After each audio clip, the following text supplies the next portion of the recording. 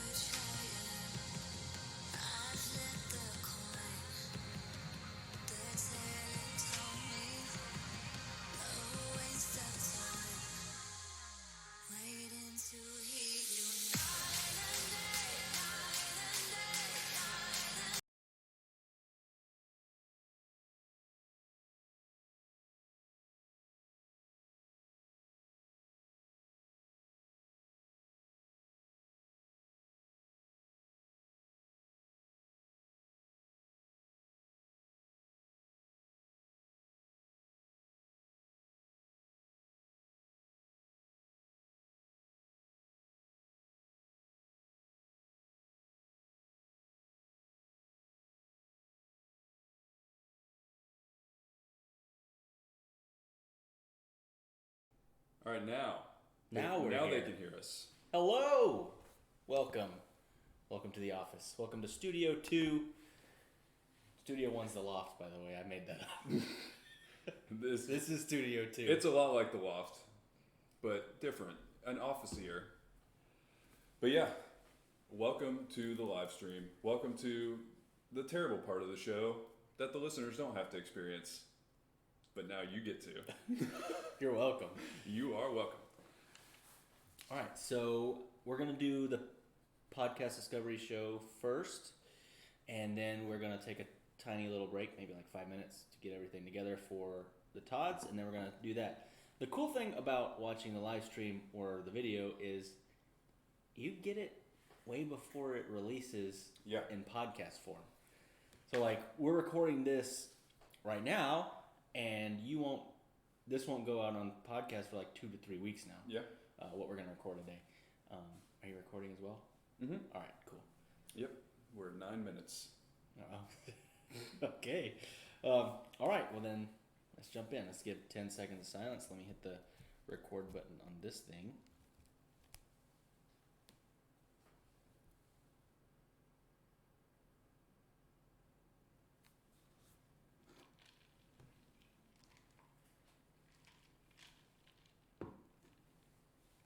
I purposefully did that so that would get picked up so I could noise reduce it. Sure, okay. All right. Let's do this. Hello and welcome to the Podcast Discovery Show, the podcast about other podcasts. It's like a book club, but instead of talking about books, we're going to talk about podcasts. I'm Kirk. And I am Zach. And this week we are talking about the show Dexplanations, specifically the episode about space law.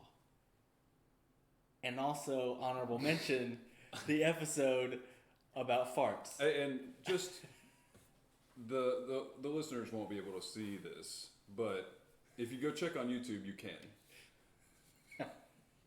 This part, actually no, where we have it. Okay, here's the part that's about the episode that was recommended by Kirk. This part, this whole page, and no, just this whole page is about the farts episode. So even though... Okay, look, here. This is what happened. What had happened was the episode about farts was great, but I felt like there wasn't quite as good mass appeal about it. There might be some people, some listeners in our, target demographic that might be a little bit squeamish to hear a lot about farts. But there was some very interesting facts about it. And also, if we were to do the whole episode on farts, we might just giggle the entire time. There is a chance that it wouldn't be a thought-provoking discussion. It would be a discussion, though. No, but we're going to talk a little bit about that episode, too, because Kirk loved it. He loved it. I did. There's a lot of notes here. We're going to get into it. So I'm just going to shotgun some facts that I learned from this episode. Well, let me explain what the show is. Yeah. The show is... Don't start talking about farts yet. I got too excited. Hold off just a little bit. I'm sorry. It's a show where two friends, Dexter and David, and Dexter will pick a subject and he will do a bunch of research about it, and then he'll explain it to his friend David. It's very simple concept, but the show's it's very fun to listen to. Yeah. It's a great indie show to learn a lot of different random stuff. Yeah. I've seen things about, like, they talk about catnip. That was really interesting. Yeah. Because it only works on cats, and I learned that from this show. And why it only works on cats and stuff. Listen to that episode. I saw one about space debris. There was one about... I listened to about 7 different episodes. I can't remember all of them now. I did listen to one about space debris, which is kind of stemming off of this one. I listened about the one on farts. I listened to the one about space law, which is the one we're talking about today. And but it's a great show, simple concept, and it's a fun listen. Yeah, I mean, it's a simple concept, but it's also a winning concept, because as soon as I feel like we've talked about so many podcasts where what they do is they combine learning something, exploring a new topic, with being generally entertaining and conversational. And that's what these guys do. It's a really fun show to listen to. It does feel like you're listening to just two random people talking about something. You're like, oh, okay, I'm gonna eavesdrop on this conversation a little bit. But they also do come at it from an understanding point of view. Like they're clearly pretty smart guys, and they do understand the topics they're talking about. So you get to, like, learn something while it's fun. And I haven't listened to the fart episode, so I made you listen to a little bit of it. But yeah, no, we have a segment of that episode that we will talk about, and also all of these notes. We're gonna go through some of them, but it's a really fun show to listen to. It sounds great. Audio quality is great. The entire premise is funny and simple, but very well executed.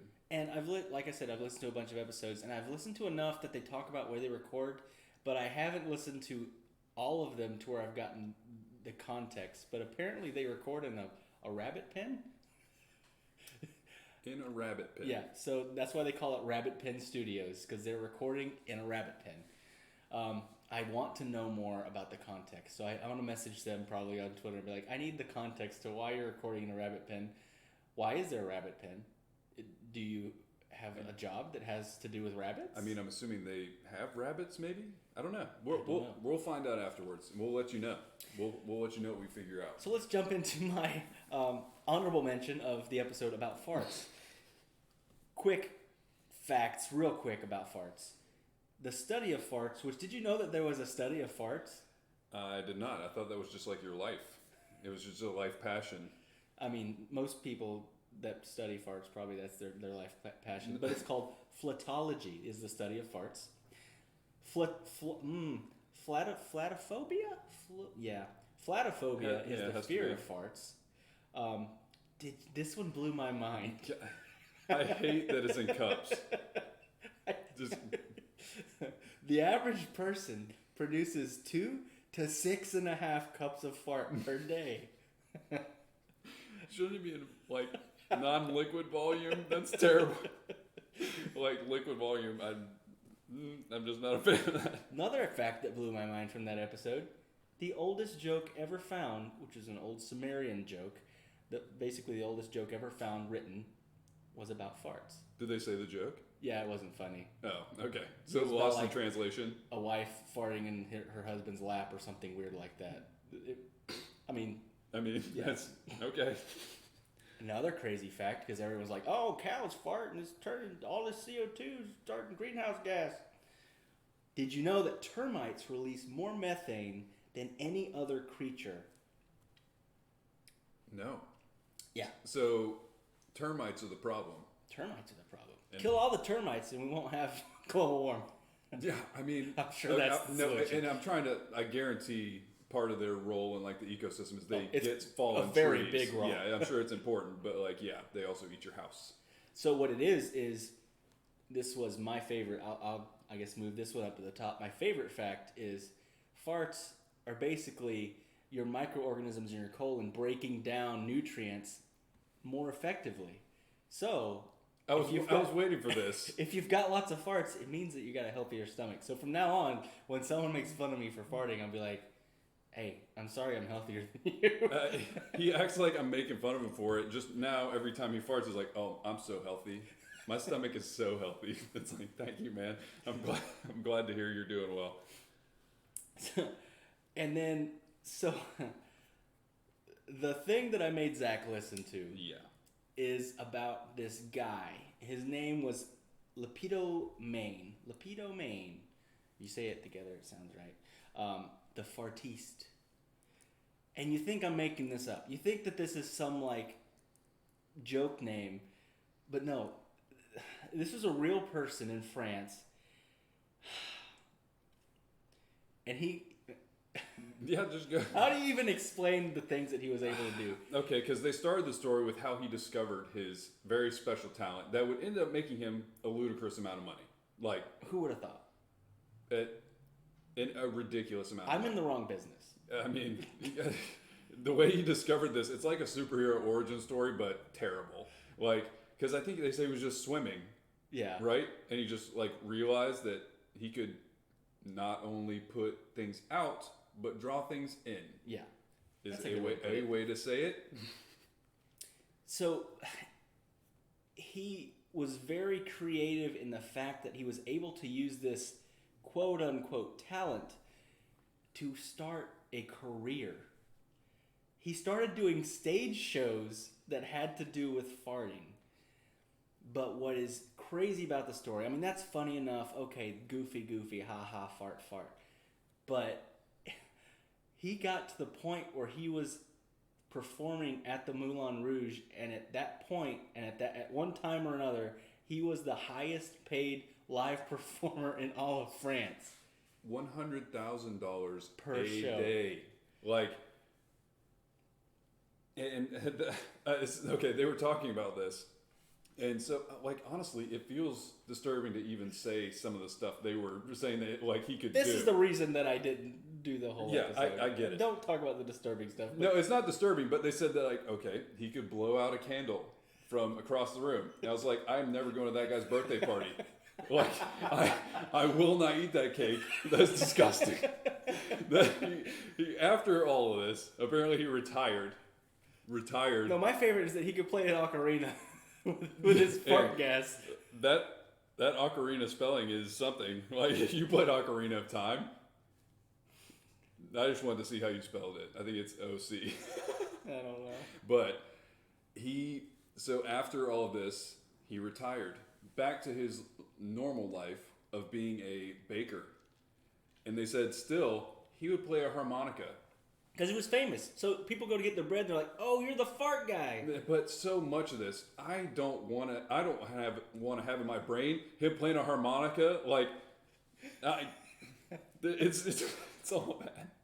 It's all bad, but ridiculous. Like, it is the worst superhero of all time, maybe. Now, if Dexplanations, Dexter, if you guys ever listen to this episode, I will say that this, and the reason it was an honorable mention is because it's changed my life now.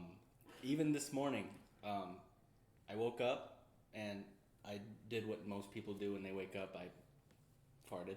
And my son was in the room and he's like, "Daddy, you're gross." And I'm like, "No, son. I'm healthy. I'm a fartiste." Oh, man. Yeah, so, if you guys are listening to this, yes, you have enabled Kirk in a way that he was not before. If he thought he was empowered before, he was not. Now he is. He's living his best life now because of the farts episode of The Explanations. You're welcome, and I'm sorry. So, this week's episode of the Podcast Discovery Show is brought to you by the Enchanted Ears podcast. It's a podcast hosted by a husband and wife duo, Angela and Joe. I've listened to a few episodes. They're big Disney fans, just like me. Did you guys know that Kirk likes Disney? I like Disney. I'm going to Disney tomorrow. I don't know if anybody's ever heard that, but he does. He really likes it. So they're big Disney fans, so much so that they played Disney music at their wedding. And that's pretty hardcore right there, man. What song? Can You Feel the Love Tonight? Which it's an Elton John song. It's a very good song. It's a good song. That's Elton John. It's a great song. So every Monday, Angela and Joe talk about the latest Disney parks news. They talk about Disney movies, and they do deep dive discussions into trip planning discussions. I always like trip planning stuff for Disney things, like going to the resorts and stuff like that. So planning the food and the things you're going to cook. Anyway, I'm getting into it. So it's meticulously planned? Mm-hmm. All of it? It has to be. Sure. You got to make all these reservations. You're not going to make it in. Okay, yeah, that's true. It is. One of my favorite things that I've listened to them doing is they had an episode where they played theme park music, and they played like a game. They played theme park music, and you had to guess what ride it was for. Okay. And I'm not going to lie, I think I got every single answer right. Yeah, I'm not surprised. So I don't know if that means that I've got a problem or if I should be proud of it. But either way. Pick one. If you're a Disney fan at all, go give the Enchanted Ears podcast a listen. It's a fun show. It's family friendly. And you'll learn a lot about Disney. Thank you guys for supporting the show. And so that brings us into the discussion, real discussion. Of the actual recommendation. For my recommendation, which was the space law. And it's as far opposite of the fart discussion as you can be. It really is. It is a different world entirely. Because when you come right down to it, it's basically a legal document that we're talking about here. And it's a legal document from the late 60s. So it's dated in a way. There's a lot of celestial beings talk, or like celestial objects, I think is what they called it. Yeah. So they were ahead of their time, though. I'll say that. Because essentially there was this huge treaty called the Outer Space Treaty. And I think that people had to sign it. I think it was one of the things that the country would sign it and say that they were going to abide by the rules set forth here. And they did cover, I think, all of it, because it's not a very long document. Yeah, it's 17 articles. I think they said like the same premise article or same premise treaty for like the sea was hundreds of articles, and the space one is 17. So it's much shorter. In fact, they talked about how like the verbiage is a lot more vague. It's very vague, and also it's almost like a copy and paste of the Antarctic Treaty for like Antarctica, which I never really thought about that. How it's like, who owns that? And that's another discussion. Everybody, because that's an interesting discussion to talk about as well as Antarctica and stuff like that. It is. You do wonder how they managed to get everyone on board for that. That feels like something someone would be like, that's mine now. This be mine. Yeah, that you would think. But then you're like, but why? Positioning is it. That's the only reason. Yeah, I guess. But other than that, it is one of those things that you like. I don't know. It seems crazy that they were able to do that. to get everybody to agree to it. And space is kind of the same thing. I'm sure a lot of these countries currently regret saying I think they also would actively ignore if push came to shove. Yeah, I mean, we will talk later on about how China did, essentially. Yeah, and I mean, wouldn't the proposed space force that's like currently proposed be iffy-ish? So like probably it would be something that's borderline, and I mean, I think that it's supposed to be like a line in the Air Force. It's not like its own thing, and they're not going to just live in space or anything like that. But it is kind of militarizing a space that's supposed to be like neutral. So we will see. It would probably be definitely a discussion done about. We will see this treaty being tested more in our lifetime than anywhere near when they were doing this. Oh yeah, for sure. And they go into a lot of depth about each article. I think they basically read and talk about the first like 13 or something, because then the last few are just kind of legal stuff about upholding the other ones they just talked about. Yeah, it's a legal document. So, but they walk you through. Yeah. The whole thing. They take you through each step and how the logic is playing out. You know, why this is in here and what's the potential consequences and everything like that. And then also some of the times, people do break the treaty. One of the main ones, and this was very important, specifically in the time when this was written, was it was trying to prevent nukes from being placed into space. Yeah, because that's a very good idea. Yeah, this Cold War era. Yeah. That's how you say it. So that was one of the main things, was to try to keep those kind of weapons from being able to, basically weaponizing space. And I did like that they mentioned it wasn't about the weapon. It wasn't about the weapon, but it was something that to do any kind of space travel, nuclear travel is one of the best options because space is already irradiated to the point where it doesn't matter. It really just, we don't want to trap it inside our atmosphere. So it was kind of an interesting distinction I'd never thought about before, where it's like, you don't want... And this is the kind of stuff that kind of brought out that they're smart dudes, They were seeing angles to the discussion that I hadn't thought about until they mentioned it like that. Yeah, and so it is interesting to think about. We don't want anybody having just missiles able to shoot from space, but at the same time, if you were to have any kind of anything up there, then they can shoot from space. And that's one of the things that I thought was super interesting about this, is they talked about what they call it, kinetic projectiles. Yeah, kinetic bombardment. So I looked this up. To break it down to very dumb terms, like for people like me, things go real fast, go boom. If you throw something, if something's going fast enough, no matter what it is, it's gonna make a big explosion. No, but here's the thing. They did this because literally the Outer Space Treaty that we're talking about, no nuclear missiles or anything like that, no biological weapons, and no chemical weapons. Guess what's not any of that? A huge iron telephone pole. That was the thought, I think. It's a loophole. Yeah. So there was a couple different, and I think this was Cold War II. All of this, the craziness of the space race during the Cold War, if you've never checked it out a little bit, it is just nonstop craziness. And the amount of money that was spent, it's just insane. But they had a project called Project Thor. And this has had a bunch of different names. It's Project Thor. They've called it I think they called it the rod of God, or the finger of God. Like, it was one of those things where, rods from God was the name of it. And so basically, they would take a bundle of telephone-sized iron poles, and they would put them on a satellite, and then they would strategically drop them to Earth. And it hits terminal velocity. Now, this is proposed. This never actually happened, correct? I don't think they ever actually tested it. This was like a it was something proposal. That they tried. They tried to do it. But they did test these things. So they started testing it. So they could reach 500 miles per hour and go through 9 inches of concrete from 3,000 feet. Which I don't know if you know the answer to this. I don't.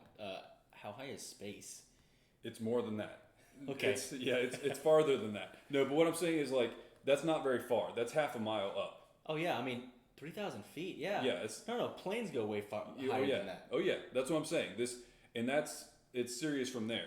Ooh. When they tested this, and from a few thousand feet, they would drop a 20-foot pole, and it was a foot in diameter, tungsten rods, and they dropped it from orbit, and it reached 10 times the speed of sound. This thing could go hundreds of feet into the earth. It could destroy bunkers, underground sites, whatever else.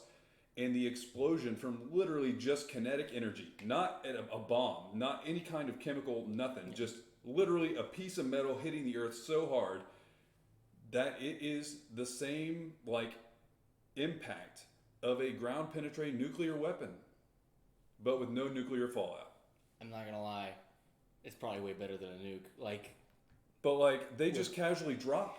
They just casually drop that this is a thing, and it's like my mind is blown right now. No, when they mentioned that, I was like, "What? That was ever a thing?" And it was a proposed thing. And how much you want to get? How much you want to bet that that's probably a thing somewhere? So some country has that. No one knows about it. Yeah, I mean, it would be impossible it's to tell. just a radio satellite. Because wasn't that their premise? Is like you wouldn't be able to see it from space. You wouldn't be able to know that it was a weapon because it would literally just be metal. Look like a satellite. Yeah, it looked like just metal. A satellite with some extra pieces that could fall off strategically. But yeah, it's insane. But it's another one of those things where they just kind of casually drop that this is happening, and my mind was racing. You know, this whole time that it's definitely something that this show is a really fun thing to listen to because it gets your mind running about something that you weren't really thinking about before. And something else about this whole treaty, and I do like this part of it, and I think that's partially with the Antarctic thing as well, is it focused on kind of global coming together for the sake of scientific discovery. Yeah, I really like that. There's a lot of wording in there about like even they even have something where like your economic status does not change any of this. Like when we do things in space, we do it for mankind, the whole planet, every single person. I loved that. And it's kind of, I mean, this treaty is kind of, and they talked about it a lot of times in this episode, it has kind of paved the way for the ISS, the space station. And it has been a model of like inter-country cooperation the whole time. Yeah. The whole time. So that is a really cool thing about it. But I mean, it starts to make a lot of sense. And I think a lot of astronauts talk about as soon as you're outside of the entirety of humanity, you start to get a sense of how ridiculous it is that there's constant infighting, because literally we're on one rock in the universe. Borders. You don't see the borders anymore. It's not like a map, It's you don't see the war. You don't see different people's colors, different languages. You see one rock with the entirety of all that we are. Yeah, it's always been here, and you can look at the whole thing. And so it was really cool because this was written in '67. So it's cool that they really leaned into that whole side of it, where we're exploring this for everyone. We're trying to do things for everyone. And then they also talk about some of the problems that are arising even now, because the amount of junk. And I think that's why they went in a spin-off episode too. Because there's so much to talk about. Because that was part of in the treaty. And in fact, we broke the treaty, but we kind of weaseled around it when we did the Space Needles thing. Which, if you haven't listened to the episode and you don't know what we're talking about, we actually talked about this before when we talked about an episode on space junk. What show was that we were talking about? What show was that? Was it a Radiolab? It may have been Radiolab. I'm not sure. Maybe. We'll confirm that. We were reviewing a show that was talking about space junk, and that's where we learned about these needles that we sent up in space, and they were supposed to be like antennas, radio antennas or something. Yeah, the concept. Yeah, the idea is that you put like a web of things that can all like communicate with each other, and then you have... Concept wasn't bad. However, the science behind, in just a little bit, they'll just, fall and burn up in the atmosphere. That is the premise, and it was inaccurate. It was not accurate, and they're still floating around in space going like thousands of miles per hour and are now part of a giant junkyard that is our orbit. No, and this all makes me want to find a way to be the first space junker. Just go get junk out of space and charge people for it. It's like, I'll go do this, but you pay me. Because then it'd be two birds, one stone. I'm making money, and also we can actually leave the planet still. Because at some point, I think that's what they were talking about. Is like, there's so much that it becomes a danger to try and go through like low Earth orbit where it's stuck in orbit because there's just stuff everywhere. I mean, it's bad enough. We learned that it's bad enough now that to launch a rocket into space, you have to find a window. Like, it's that bad now. I mean, it's not horrible. It can get way worse. But the fact that it's already that bad, luckily, I feel like we're going in the direction where we are knowing more and hopefully being more responsible. I say that, and then we find out, China blows one of their satellites up, and it basically makes just as many pieces of debris, if not more, and larger pieces. That is a hilarious solution to like, oh, we need to decommission this satellite. Blow it up. Get that thing out of here. I mean, I don't know what the other solution would be other than just let it come down and plow into something. I think that is kind of part of it. But that was definitely probably not the most elegant of solutions. Just blow it up. No, that's fair. It's not. But yeah, so actually, I would recommend listening to their other episode about space junk because it is a good episode. I mean, I learned a lot on that. They talked about, what was it, the Kelvin effect or something like that, which is a lot to do with space junk and when, things will start falling back to Earth or when we'll basically be trapped inside of our own atmosphere. Yeah. And stuff like that. And that's not a great solution for us. No, it's probably not. So we're going to have to fight through that. But yeah, this is a really fun show. If you're interested in just hearing some people explain things that you didn't know that you needed to know about, you do. Because Kirk just told you 5 different episodes, so apparently he's gone on a deep dive. He's into the show now, and I mean, I think it's the farts episode. That's what won him over. I will say that's not the first episode I listened to. He says that now while we're recording. No, okay, what was the first episode? Space Law. Okay. Because it looked interesting. I heard about the farts one on a later episode where they're like, have you ever told anybody in your family about this podcast? I'm like, yeah, I told my uncle and he listened to the farts episode. And I'm like, wait, there's a farts episode? Oh, wait, what? No, but I think I immediately paused that one and went to no, it's like, no. Priority 1 has just been set. There's a farts episode. No, but it's a really good show. It's really funny. You learn a lot. It's just a good show. And it's fun. It's an indie show, so go out, support indie podcasts. There's a million podcasts out there, but there's some really good stuff being made by independent artists like ourselves and other people like them, like Explanations. So throw them a like, throw them a review, listen to them. Let's spread the love. Yeah, absolutely. That was a great recommendation. It was a really fun show. So that brings us to this next week's recommendation, and that is, this one is a pretty big show. I know that it's got a lot of following, and it took me a long time to actually listen to my first episode, and now I'm worried that I found another show that I have to binge listen to every freaking episode. No, that's a good thing, though. It is a good thing. It's exciting time to be like, oh, I need to listen to all of this. Because it's right up my alley. It's a storytelling podcast. I would say it's like a mix between Risk, which we've talked about, and Watch Live recorded. Snap Judgment. Yeah, we did get to watch it live, which was amazing. But the name of the show is The Moth. And the episode that I'm recommending is The Moth Radio Hour, and it's very long, War, Barbie Dreamhouse, Coco, and a Naked Man. I like how it has to be naked like Rhett and Link. Once you listen to it, you'll get it. No, I understand. I'm sure he says it like naked. But yeah, sounds great. So thanks for listening, guys. And remember, there's always more to discover.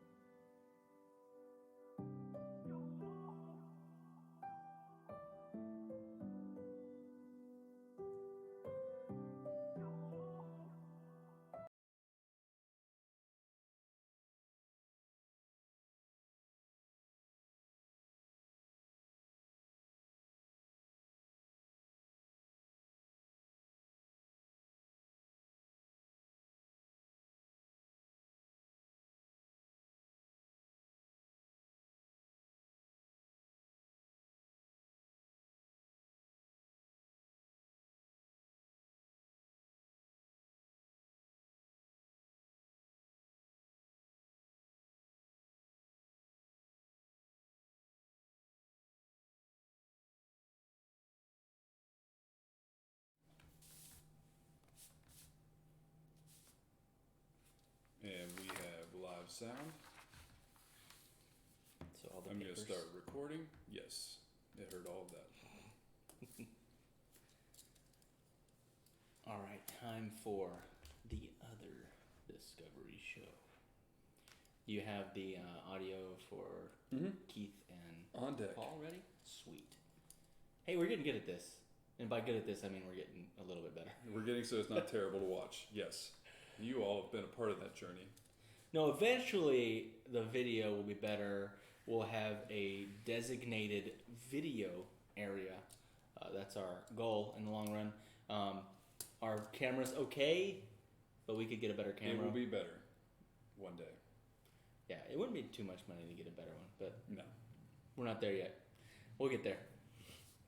Well, all right, so my idea for this, just kind of a little behind the scenes, I kind of wanted to open up with a fairly downer because I definitely didn't want to end with that. Yeah. The thing is, like, the Unabomber is what I'm talking about. It's an interesting story. Do you know anything about that? Yes, and it is. I didn't know anything. Because it was like when we were kids. We were like very young. I don't remember. Were we even born? I don't know if we were. It wasn't something that I remember it from pop culture. It was either in the 80s or early 90s. I don't remember. I don't remember it from experiencing it. I just have heard about it, and so I looked into it type thing. Yeah. You know? But it's I don't know. I want to talk about that real quick. Yeah, 96 was when he was caught. So yeah, we were kids. Yeah, that is weird. But he did it for 17 years. Good God. Anyway, so I wanted to open with the downer, and then my next one is not a downer. It's fun. Yeah, I don't have any downers this week. I'm trying. It's interesting. No, don't get me wrong. I've had serious downers. I had the one about like assisted suicide. Well, at least you didn't have any that were cut. The one that I had about the Nazis using dogs.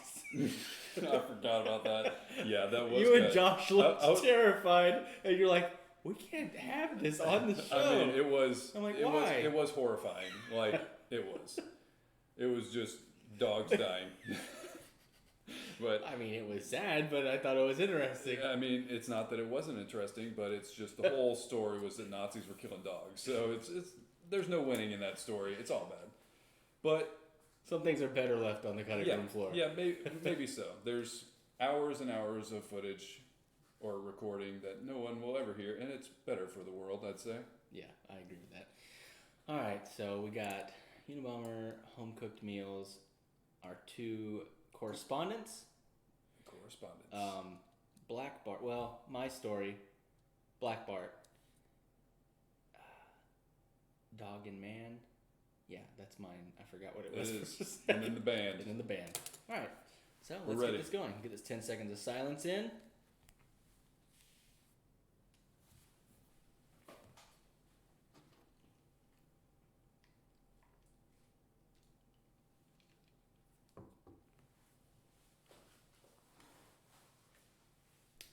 Welcome to the other Discovery Show. It's the bonus show for the podcast Discovery Show, but instead of being about podcasts, it's about all of the other things that we've discovered throughout the week. I'm Kirk. And I am Zach. And this week, I want to open up with a little bit of a downer. Okay, so bear with me. Don't turn off. No, I'm prepared. So I wanted to talk about how linguistics helped catch the Unabomber. Okay. So I saw this in a Today I Learned. It was actually an NPR. It was basically a transcript, I believe, of a Fresh Air episode, which is an NPR show. Oh, okay. So they interviewed people and things like that. So if you want to listen to that episode, I would recommend it. I haven't listened to it myself, but I read, the transcript and stuff. But this happened when we were really young.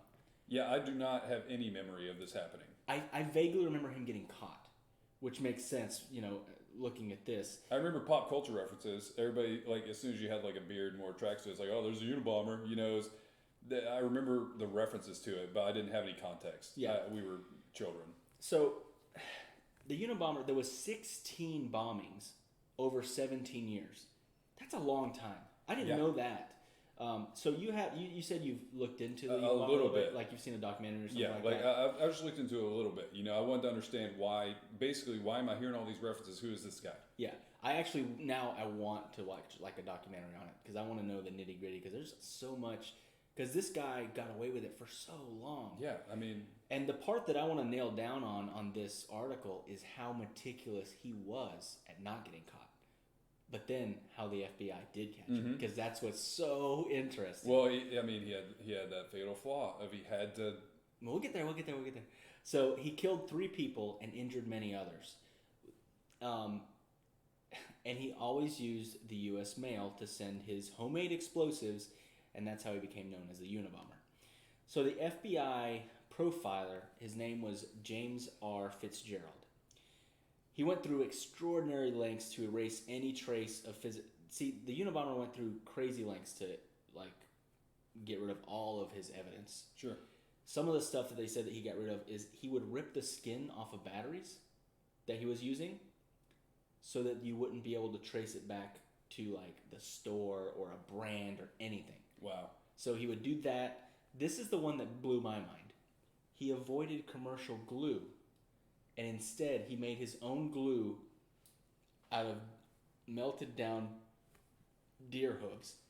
So that, honestly, okay, impressive is not the right word, but the dedication to being the worst is notable. And the quote here from Fitzgerald, and of course, no fingerprints, no DNA, nothing like that. So it's like, where does the FBI even start? I mean, this guy, he's making his own glue. Because he doesn't want us to be able to figure out like if he's using a specific kind that's sold more in this area than other areas. Yeah. I mean, because if you think about it, there's a lot of little things that our recommendation last Todd's from Philip was about Don't F with Cats on Netflix, and that's a lot about little minute things that you're able to pinpoint somebody's identity from. And this guy, the Unabomber, was very good at keeping those away and thinking ahead for a lot of this stuff, which is crazy. Well, once the amount of time he was doing it and the type of crime that he was committing, they would have found any possible way to identify him. So he was correct in assuming that anything you do that is at all a lead, they're going to try and find it. And I'm pretty sure that he had gotten away with it for so long that he got very cocky about it. It seems that way. Because when he first started, he didn't send letters. Yeah. He wasn't like flexing on everybody. He started like sending letters and flexing, like you said, just kind of like sending letters to the media and talking even to the victims. I mean, it's messed up stuff. I mean, really messed up stuff. And eventually he sent a 35,000 word manifesto to the New York Times and the Washington Post. I feel like as soon as the word manifesto is mentioned, that means it's like an insane person book. Because I'm trying to think of like this is a nice manifesto this genius wrote. Manifesto, I think, has that implication of it's not something anyone should read. It comes from the depths of an insane person. So, bear in mind, he got away with this for 17 years, right? He sent the manifesto in 1995, and he was caught in 96. He got away with it until he sent this stupid manifesto to all of these media outlets. I will be honest. I'm curious what type of content's in the manifesto. Like, is it just his rantings about why he's doing this? He hated like technology. He hated like and I mean the media. That tracks because he like lived in like a weird hovel in the woods. So Fitzgerald says the Unabomber's writings were a pivotal factor in cracking the case. He and his colleagues used them to help pinpoint the age, geographic origin of their suspect, and evidence that helped them to arrest him on April 6, 1996. That's when they arrested Ted Kaczynski, an ideologically motivated hermit living in a cabin in Montana. How long do you think he could have got away with it if he wouldn't have written that stupid manifesto? Indefinitely. It's insane. It was like an off-grid cabin. He That's had what no I'm saying. footprint. It's I don't know. It's a crazy story, and this one today I learned made me want to learn more about. More than anything, I'm intrigued as to the process the FBI had to go through to figure out how they were going to catch this guy. Yeah, and because this is a domestic terrorist. Yeah, I mean, could you imagine being scared opening the mail? That's literally what it was. 17 years where you never know if the Unabomber is going to blow you up. And I'm sure they were trying so hard. Yeah, I'm sure there's amazing documentaries on this whole case. It's one of those things that it's almost... It's a bad thing. It's a horrible thing. It is, but it's interesting in a way. It is. I like that they caught him. That's the thing. I definitely like that. And I like to know how the process of, the police chase and stuff like that. It's almost like what is that one, that documentary, not documentary, but that show on Netflix, not Mastermind. What is it called? The one that has Jonathan Groff in it, and he's the actor. Oh shoot, I can't remember it. What, Mindhunter? Mindhunter. Yeah, Mindhunter. Such a good show. Yeah. And they talk about like the Atlanta Monster and stuff like that on season 2. Ooh, it's crazy. Yeah, no, that's I love that stuff. The psychology behind, what the FBI or other agencies have to try to figure out to pinpoint who somebody is. Yeah, and the smallest details can literally be it.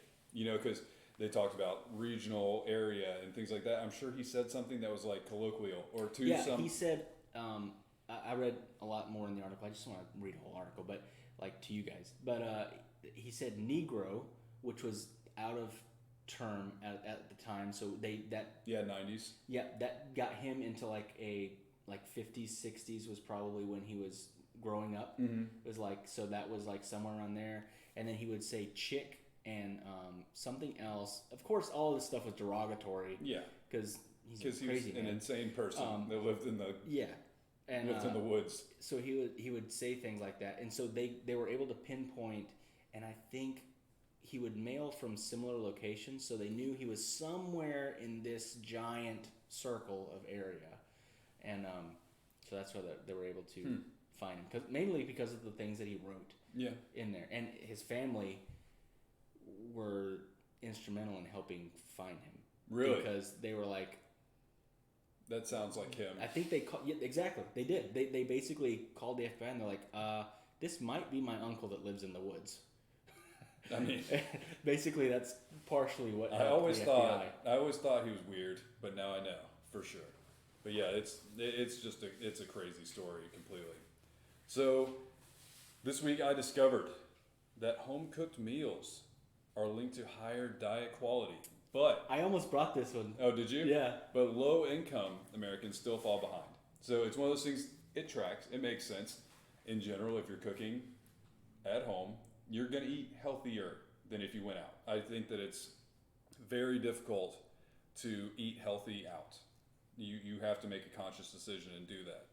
But they also, they did a poll and like 36% of people greater than 7 times a week. 13% of people, and this wasn't a huge study, it was like 10,000 people, but 13% never cooked at home at all, like 0 to 2 times, so maybe once. I don't know how you pull that off. I feel like you have to be rich or eating dollar menu it's one of the two extremes. There was a point when I was living with my dad and we were just kind of bachelors that we kind of ate out every single meal. Yeah, I get it. Yeah, I mean, you were a part I remember of that. Yeah, I ate it at a lot of those meals. But so the things that you would think typically would like contribute to this, they make sense. So 65 years or older, Hispanic, foreign-born, had less than high school education, were unemployed, had lower household income, were married or living with a partner, had 4 or more people in their household, received SNAP benefits, or had less food security, they were more likely to be cooking at home a lot. So all these things track, like people that had to, they didn't have the money to go out. It is cheaper. Ate a lot. It is. I mean, I know home. It is cheaper. Cognitive fact. It's not close. Empirical fact that it's cheaper to cook at home. I mean, it depends on what you're cooking. You can't have a porterhouse every night. Yeah. No, but beans cost nothing. Cook spaghetti once a week and then eat it for leftovers for 3 days. Yeah, and I mean, you will hate spaghetti by the end of the week, but it's cheap. No, but basically what they did is they did this whole thing where they saw how many times you're eating at home. And then they ran it against a healthy eating index. And so my first thought is, what is a healthy eating index? Mm-hmm. This is an entire thing based off of the USDA's guide to how you should be eating. And I didn't know this existed, I can link it. It is a huge book. It is 144 pages. It's Good God. ridiculous. It's giant. So it's a little bit longer than the food pyramid. It is. It is. We learned in school. I think that food pyramid is a little wonky at this point too. Yeah, I think everyone's like, why do we teach this? Yeah, to no, but kids? I'll give you some bullet points. So, follow a healthy eating pattern across the lifespan. So, in general, it's not about quick change, it's about longevity of those changes. Focus on variety, nutrient density, and amount, because we know that as Americans, we eat very large portions, and maybe we should scale back on that. Variety also is one of those things that helps you get all of the different things that you need. Limit calories from added sugars and saturated fats, and reduce sodium intake. Another thing that it just kind of makes sense. And then try and make small changes that will help you shift away. So instead of drinking a soda, drink a water a day, and you've started to shift it. Just make the changes you can make. And then also, it's always included that you try to make things better for everyone, and then also being physically active is always a part of this too. Beyond diet, having a good diet, and then being active is how you do it. But then, so here is kind of, they break down a healthy eating pattern. Eat a variety of vegetables from all the subgroups: dark green, red and orange, legumes, and legumes are beans. Legumes. They're beans and peas, starchy and other. Fruits, especially whole fruits, which that means dried fruits are very high in sugar. You can eat a ton of them. They're not as good for you. You want the water, you want the fiber. And that's probably also has to do with juice, would be my guess is why they specify that, because eating an orange is different than drinking a glass of orange juice. They're very different things. Grains, at least half of which are whole grains. Fat-free or low-fat dairy, milk, yogurt, cheese, or fortified soy beverages. And a variety of protein foods: seafood, lean meat, poultry, eggs, legumes, nuts, and then oils. And so, and they say the same thing about cutting fats and things like that. And it's basically about limiting the bad stuff. And so this is one of the things: consume less than 10% of calories per day from added sugar, which I want to run the math. That is very difficult. But it gets in the rough. United States. Oh, it gets rough. Guys, freaking sugar's in everything. Because, okay, what's the average calories per day? I think it's like 2,000, right? 2,000, Okay, yeah. average. So not if you're huge, not if you're working out all the time. There's a lot of variables, and honestly, 2,000 can be too much if you're small. There's variables, but average, we'll call it 2,000. So that means less than 200 sugars a day. But how much is in one Mountain Dew? These things add up very quickly. If you eat a piece of cake, you're pushing it already. So it was really interesting to check out. Not only that it makes sense that low income families, they have less options. It's one of those things that there's programs designed to try and get them healthier food options. But then also, I wanted to see what this healthy eating index was about. And so, they have an entire huge book telling you, here's what you should eat. I will say this as well, though. I've learned that it is also, so it's cheaper to eat at home than to eat out. But also, it is a lot cheaper to eat at home unhealthy than it is to eat at home healthily. Yeah. You know what I mean? No, to get fresh vegetables, get fresh meat. You can get frozen food way cheaper. I mean, ramen noodles, they're like 2 cents a piece. Yeah. No, and I think it's the same thing where it is much cheaper to go dollar menu than it is to cook well at home. Yeah. So there is some trouble there.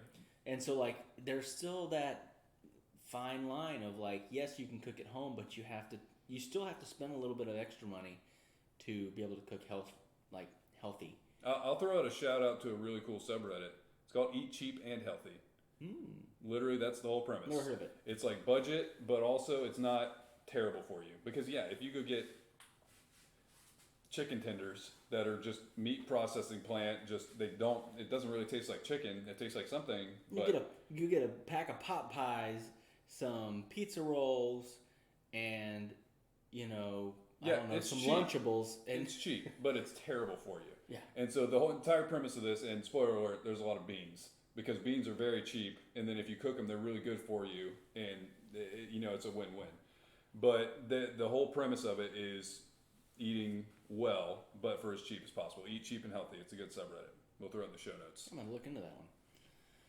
All right, so that brings us to our correspondence. We're gonna open up with our movie correspondent.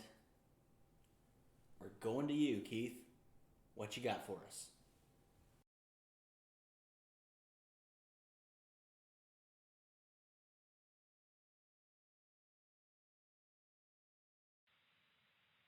Gentlemen, it is KG from the Pop-Up Filmcast.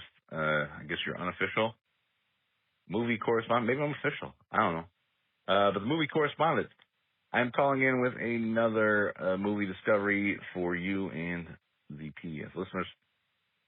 I had a flight to New York, and I got to check out a movie while I was on a flight called Peanut Butter Falcon, and it is about a young guy with his own problems, and he runs into a guy with a 20-something-year-old gentleman with Down syndrome who is also on the run. He's escaped from the facility that he was at, and they're trying to get to the Down syndrome guy is a fan of a professional wrestler. They're trying to get to that guy's wrestling camp, which is down in the middle of like the swamps someplace, and it's kind of their little journey together. Sorry, Shia LaBeouf is the lead, and I gotta say it's a fantastic movie. Fantastic maybe. It's a really good movie. Maybe fantastic. I really enjoyed it. Like I said, it was perfect that I was watching on a plane. It's only about an hour and 45 minutes long. You get a great performance out of Shia. The gentleman with Down syndrome gives an excellent performance as well. There's a couple cool cameos if you are a professional wrestling fan in the movie.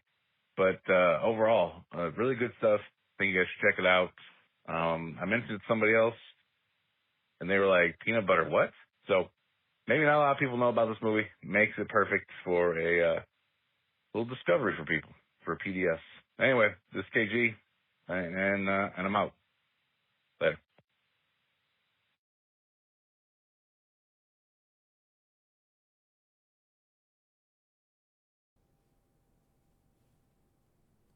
First of all, Keith is for sure our official movie reviewer. 100% an official PDS correspondent. Yeah, so if you don't know who Keith is the host of the Pop-Up Filmcast, an amazing show, a fun show. It is take improv mixed with a film podcast essentially. Yeah. And it's so fun. We've been on the show a few times, and it's a great show. I think my favorite episodes, unfortunately, don't take this the wrong way, Zach. It's not the ones with us. It's been the ones with Phil and Nick. Do you remember them? Yeah. Gosh, I miss them. I'll say that. They were great. They were so funny. Every time they've been on anything that's like improv-wise, those guys are so quick-witted. Yeah. It's so fun. So yeah, go check out Pop-Up Filmcast. But I've actually seen previews to this movie, but I didn't know it was out. It's one of those kind of like, is it an indie film? Yeah, or it's it didn't indie. come out everywhere. It wasn't like advertised a lot, but I want to see it. Yeah. I'm definitely gonna watch No, it. that sounds good. It sounds good. I've heard good things about it. So thanks, Keith. And if you guys haven't heard about it, and now you have, let us know on Twitter, and go check out the movie. Let us know what you guys think. And I think that now we have a new correspondent for the first time calling in about a new animal fact.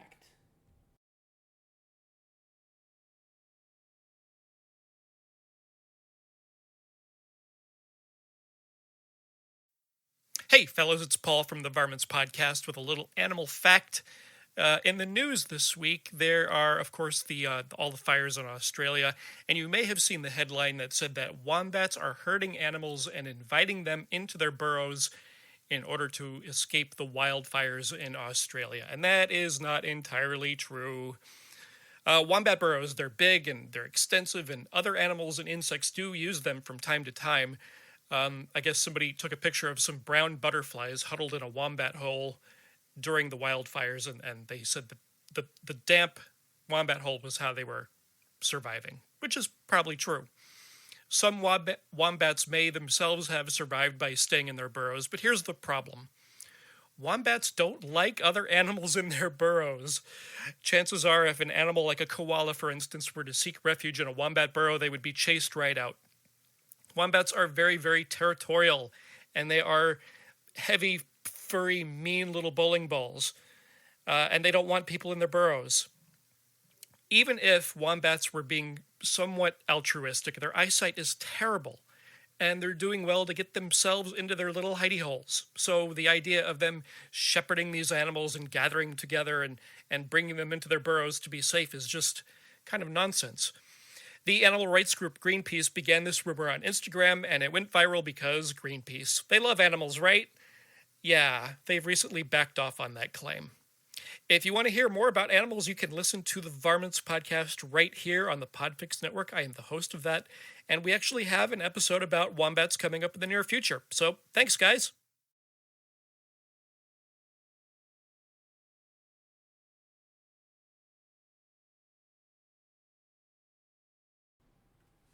Thank you, Paul. I really appreciate it. We're super excited that now we have an animal correspondent. Absolutely. So he has an amazing show, as he talked about, the Varmints podcast.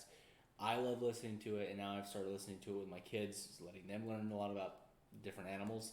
And I've been reaching out to him for a long time to send us one of his facts, because he has so many. I'm like, come on, man, just give me a fact. And he finally did, so I'm excited. And I hope that we can continue having him call in with some amazing animal facts. But yeah, if you haven't checked out Varmints, highly recommended. Great show. And now it's Kirk's story time. So I have a story for you guys. I didn't have this on the itinerary to talk about, but no, I did push for this story to be aired. I'm just gonna tell the story, okay? Just I'm gonna throw all caution to the wind and just tell it. So, for some context, a long time ago, I used to have a fruit stand, and we had a website, and I made the big mistake, which has still been haunting me, of having my phone number, my personal cell phone number, as the contact for the website and for the fruit stand. Anyway, keep that in mind as I tell this story. So, I'm driving home from work one day, and you had gotten the call that day as well. Like, yeah, it was a really weird call. And you said it was like an old lady, like, yelling about something. Well, she was mid-conversation on some, I don't know. I don't understand. Like, who are you? I don't know who you are. And you, like, hung up. So I already had that in my brain. And so I'm driving home, so I'm trying to put this on you now. It's my fault, for sure. So I'm driving home. Oh, God, dang it. It's too late. You must. And this guy calls. He's got a little bit of an accent, and also his phone connection wasn't great. And all I hear is him saying, "Hey, you got any smut porn?" I'm like, "Wait, what, sir? What do you have? What? Do I have what? You got any smut porn?" And I'm like, and I literally paused for a second. I'm like, "Oh, so this is a prank call." This guy's asking if I have any smut porn, and I don't know why, but this guy's calling me, and I can tell it's a New York number because my phone says New York. I want to play along a little bit. Like, yeah, I've got plenty. He's like, "Oh yeah, what kind you got?" And I'm like, "All kinds." And, I mean, I was starting to get nervous, and I'm like, I hung up, and immediately I called Zach, and I'm like, hey Zach, this guy just called me, and he asked me if I had any smut porn.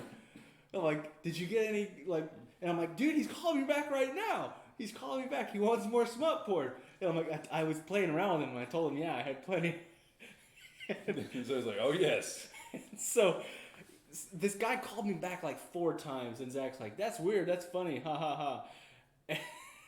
I just now told Zach because I was embarrassed. So he calls me back like 4 times. Eventually I answer it because I want to know, where did you get my phone number? That's what I wanted to know, is where the heck did you get my phone number? And so I answer the phone again. He's like, "Hey, what happened? We lost connection or something. You got any smut porn?" And I'm like, he was dedicated to I'm it. like, "Yes, I got the smut porn." And And I'm trying to play along. I want to have a funny joke and whatever. He's like, is it fresh? I'm like, yeah, it's made to order. And that's when he's like, wait, what? What do you mean it's made to order? And I'm like, yeah, it's made to order. And I'm like, well, this joke, it was supposed to be funny. Like, play along, come on. I'm playing in your space, you play in my space. And then I'm like, eventually I got fed up and I'm like, where'd you get my phone number? And he's like, you're the produce stand, right? And it hit me all of a sudden. I'm like, oh my God. This whole time, this guy has been asking if I had any fresh shucked corn.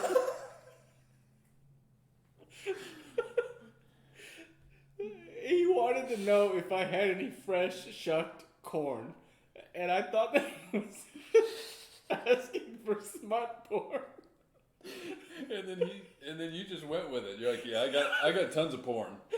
So everything made sense until I said it's fresh made to order. And he's like, how do you fresh make to order shucked corn? How do you make corn to order? And so, oh man, I immediately realized what was going on. I hung up the phone and I blocked his phone number. That's maybe my favorite part, is that you're just like, no, this has gone too far. There's no recovering from this. Your number is blocked. Oh, I never wanted to tell that to anyone, and now I've told everyone. Now to everyone. It's a great story. You're welcome, and I'm sorry. If you're listening, guy who really wanted corn, and Kirk just kept offering porn. The funny thing is, I never answered with something that made it seem like I was saying porn. I was just like, yeah, I got some. Oh yeah, I got it. I got plenty. So he was like, oh yes, finally, this guy's got some corn. And no, that it was never gonna happen for you, man. I'm very sorry. By the way, if you know how to scrub your phone number off of Google somehow, please let me know, because I've tried so many times. Every time I'm like, oh, there it is, and I like take it off, and then I still get phone calls. Yeah. Hey, you got fresh honey? Dang it. Yeah, it's tough. And also, PSA, don't put your phone number where people can Google your business and then find your personal cell phone number, unless you're ready to get called indefinitely. Because yeah, we haven't been at that produce stand for a long time now. Like 5 years, maybe 6. Plus, yeah, 5+. So yeah. So this week, I discovered through I saw a Reddit thread of essentially, you always hear these stories of like James Bond and debonair people who get bored and want to commit crimes. Was there ever any historical basis for this? Was there debonair or suave, charismatic villains, outlaws? And there is. And one of the ones I found that was awesome and I wanted to talk about is named Black Bart. And Black Bart was born Charles Earl Bowles. And he became one of the most famous stagecoach robbers in American history. And it's partially because there is a lot of mythos around him that's awesome. So first of all, he was born in England. He came over during the California Gold Rush, and him and his family were prospectors, but it was also the late 1800s or mid 1800s. And so they got sick and died very easily. So he lost like both of his brothers. He then fought in the Civil War. He was injured and was like discharged by the end of it. And then he went back to prospecting, but this time in Idaho and Montana. And then he decided to start robbing stagecoaches. And so this is the late 1800s at this point, and he robbed at least 28 Wells Fargo stagecoaches. So the thing that I like to think about, because nowadays we think of stagecoaches as like just having whatever, but basically they were like the Brinks trucks of the times. They had money. They had valuables. Well, they had really cool the Wells shipments. Fargo wagons was like a the Wells Fargo wagon is a. They had stuff. It was a little like store essentially. They'd bring stuff to different towns when that wasn't something that was. Yeah, prevalent. but they probably had a crap ton of money as well. Yeah, and what they usually also had was armed guards. But that's where the term shotgun came from. Yeah, it is. But okay, so there was a trail that went between California and Oregon, and he robbed 28 different stagecoaches. Jeez. Successfully? Yes, and he is known for being a very sophisticated robber. So he was invariably polite and did not ever use foul language despite its appearance in his poems. We'll get there in a second. He dressed in a long linen duster and a bowler hat and used a flour sack with holes cut in it for eyes. And then he had a shotgun, but he never used it. So, a guy comes up to you with a flour sack over his head, but also wearing a hat and a duster and like... Did you say flowers in his hat? What? Flour sack. Oh. Flour sack. I visualized him with a flowery hat. No, he did not have a flowery hat. He had a bowler hat. So he had like a hat on top of a flour sack. I got you. I got you. All right, we're cleared up now. So here's his first robbery. In 1875, he found a stagecoach. He said, and apparently this is all, they took the word of the victims, he spoke in a deep and resonant tone as he politely ordered the stage driver, John Shine, to throw down the box. As Shine handed it over. Down the box. As he handed it over, well, I mean, he's English, so it's probably like, Aye, you throw down the box. That's something. That's an accent. And apparently, Black Bart said, if he dares to shoot, give him a solid volley, boys.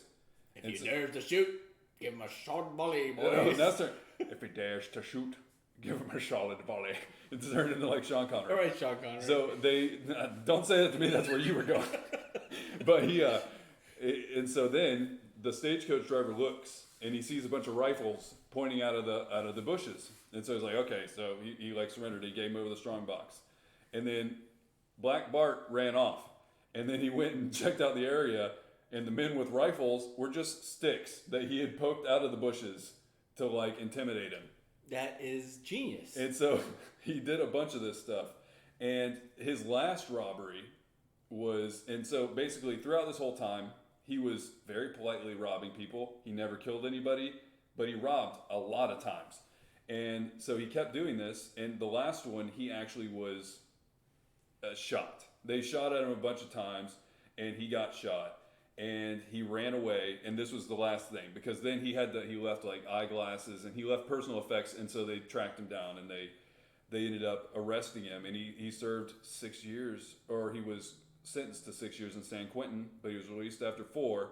But because he had this whole reputation, the reporters were there, and they're like, "Hey, are you gonna go rob more stagecoaches?" And his quote was, "No, gentlemen, I'm through with crime," and he just smiled and walked off. And okay, one of the reasons that he became famous is because there was a couple times where I'm glad this was a little bit after they hung every single person. Yes, because I'm not gonna lie, this guy seems like a band. Yeah, he wasn't. And he wasn't killing anybody. It's one of those things. Yeah. It's like, I know he was doing bad stuff. It's like Robin Hood. It's like you kind of want him to. He was committing crimes, but you kind of want him to get away with it in some ways. And there's a couple. There's one thing that he did that kind of also solidified him as like he was very nice. He was very polite. He was very well spoken. And then he also left 2 poems at these robberies. Like there was 2 of these robberies that he left a poem. And I'm going to read them. There is language in the first one. I've labored long and hard for bread, for honor, and for riches. But on my corns too long you tread, you fine-haired sons of bitches. Okay, and then the other one that he left at a different robbery. Here I lay me down to sleep, to wait the coming morrow. Perhaps success, perhaps defeat, and everlasting sorrow. Let come what will, I'll try it on. My condition can't be worse. And if there's money in that box, 'tis money in my purse. And so why didn't you do it in an English accent? Because I can't do an English accent very well. I just can't do it. But the last thing I'll say about Black Bart, no one knows what happened to him. What? He left prison and he like retired. And I believe there's a whole lot of rumors and theories about what happened. So there's rumors that Wells Fargo paid him to go away and not steal from them anymore. Like, it was costing them enough money that, okay, Wells Fargo's just like, just go away. But, like, they were concerned that he was going to do this. So he was released from prison, and they're like, it's not good. He never went back to his wife after prison. He wrote to her in prison, but he just didn't do it. He was followed. Wells Fargo tracked him down because they're like, this guy is going to rob from us again. I can just feel it. They tracked him down, and he was in a different country. They tracked him down to the hotel. The hotel owner said that somebody matching that description had checked in and then disappeared. The last time Black Bart was ever seen was February 28th, 1888. That's it. There's theories. Some people say he was in Japan. Some people say he went to Montana. The legend of Black Bart will never have an actual ending because no one knows. That's crazy. It's like D.B. Cooper, man. Yeah. Wow. I love that story. It's a wild one, but yeah, you should. There's poems. There's robberies. And there's an English accent. Yeah, here's Black Bart. He looks like freaking Mark Twain. He does. So definitely, I will link this so you can check it out because it's a pretty awesome type of bad guy because he's just robbing stuff and leaving poems.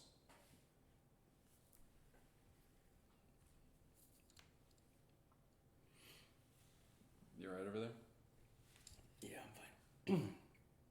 I had like 4 burps at one time. All right. So, my last discovery this week is about the connection between dogs and man. I've always found it really interesting how, like, I don't know, there's something there between, like, a canine and its owner, or even just, like, you can almost communicate with a dog, even if it's a dog that you don't own, in nonverbal ways, and in, you know, there's just something there. There definitely is. So I found this article, and it talks about how stray dogs can understand human cues. And it was like a scientific study done.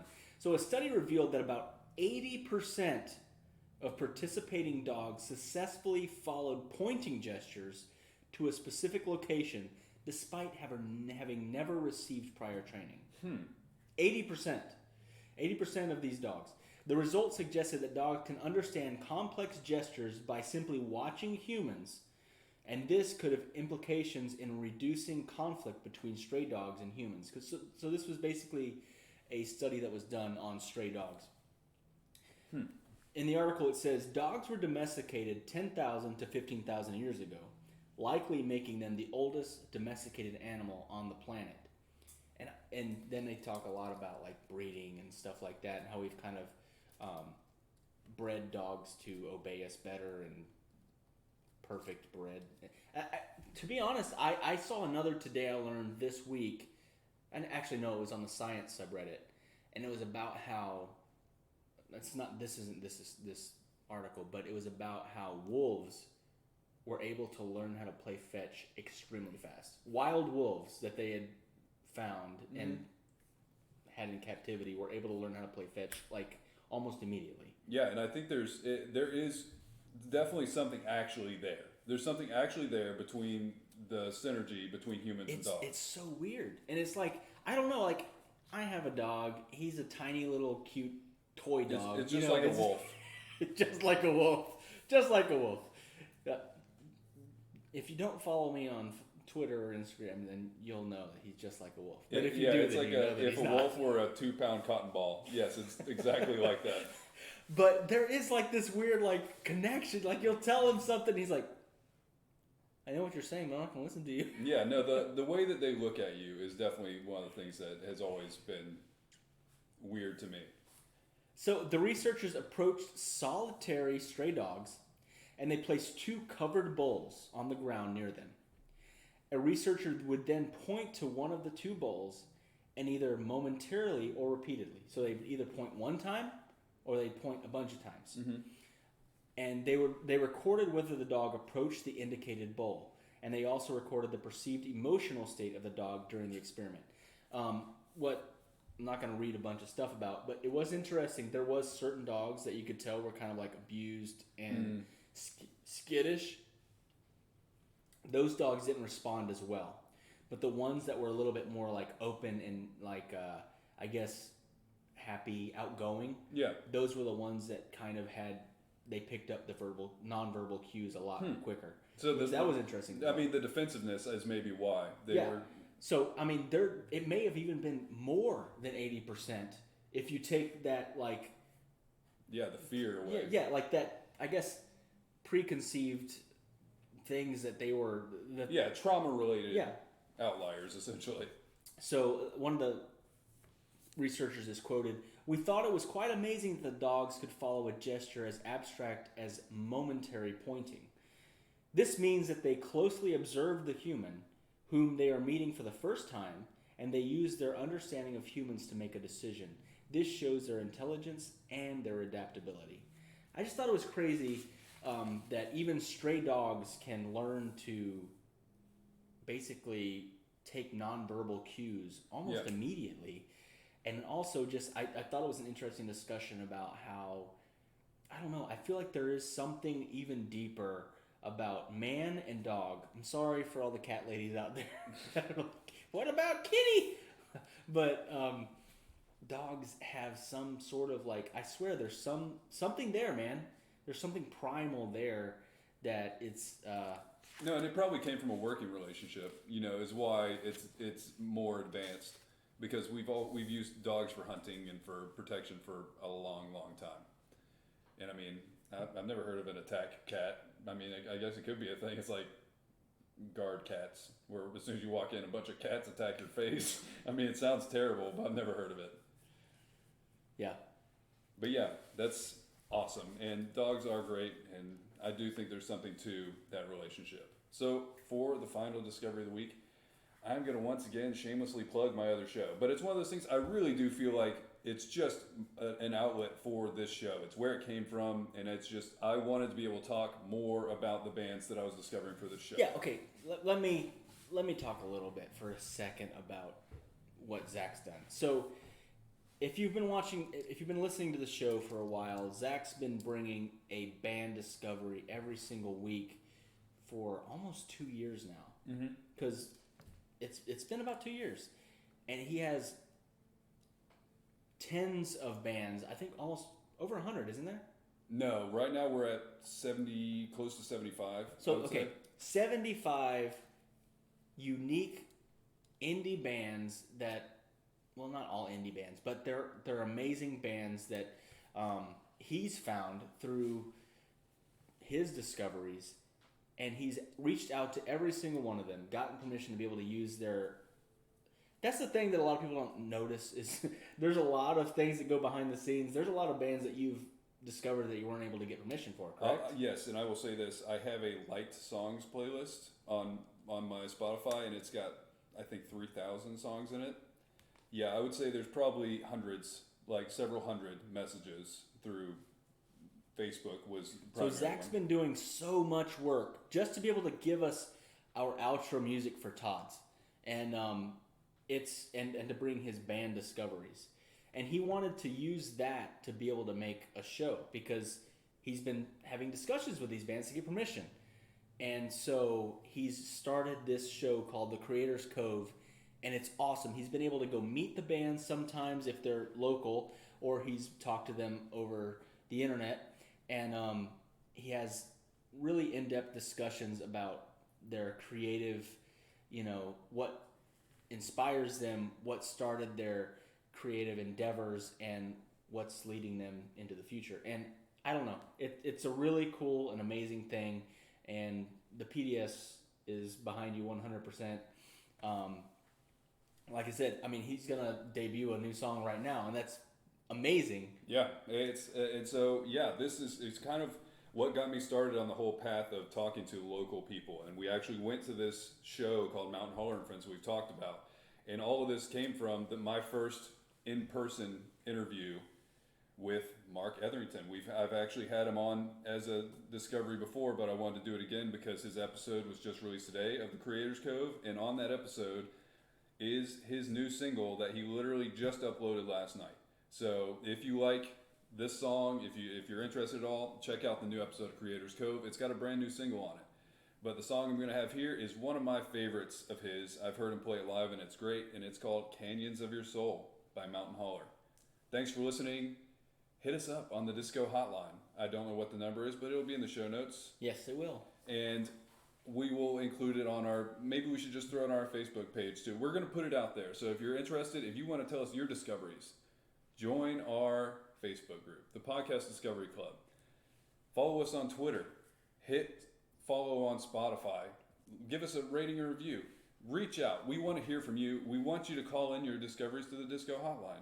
Yeah, so start rating and reviewing the show because we have a giveaway, guys, and it's coming. If you start now, we're going to basically retroactively add that as if you've left a review and you let us know who you are, we'll shout you out later on, and we will send you a free T-shirt and some stickers and stuff like that. Yeah, we're about to have our merch come through. Yeah, so we got some merch. It's already purchased. It's on its way from Neighborhood Print Shop, an amazing company that makes local stuff, but anybody can get their stuff on the internet. So yeah, if you have the ability to leave us a rating or review, please do so, and we would appreciate it. Yeah, absolutely. Thanks for listening, and I hope you enjoy Canyons of Your Soul by Mountain Holler. Thanks, guys. Bye.